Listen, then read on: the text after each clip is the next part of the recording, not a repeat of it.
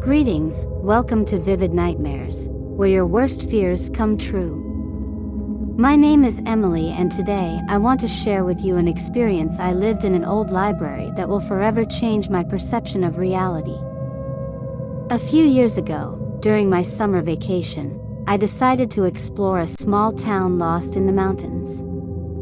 Among its most famous attractions was a 19th century library, a place full of history and mystery. As a fan of old books, I couldn't resist the temptation to visit it. From the moment I walked through the wooden doors, I felt a strange feeling of tightness in my chest. The library was imposing, with tall bookshelves creaking under the weight of dusty volumes. Light streamed faintly through the vine-covered windows, creating eerie shadows that moved in the wind. I headed towards the classic literature section and immersed myself in reading a book that seemed to have been forgotten by time. However, as the hours passed, I began to notice strange things.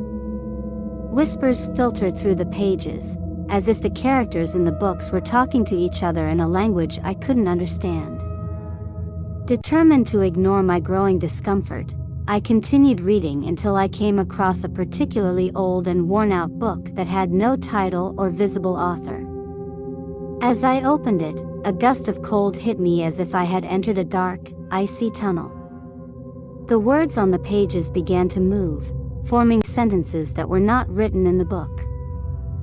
I jumped up, feeling something watching me from the shadows of the library.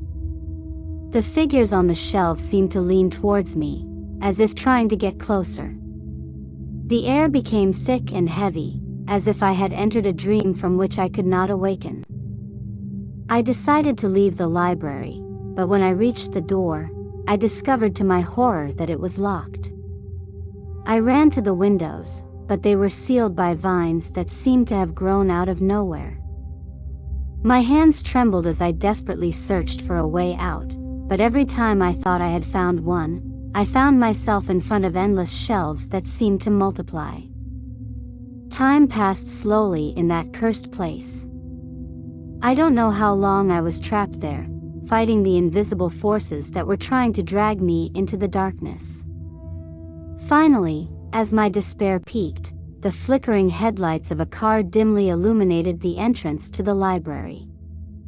I screamed at the top of my lungs, and finally the doors opened. Now, as I look back on that experience, I wonder if it was real or just a hallucination caused by the oppressive environment of the library. But one thing is for sure, from that day on, I never looked at the old books with the same eyes again. Thank you for watching this video. Remember and dream of your innermost demons.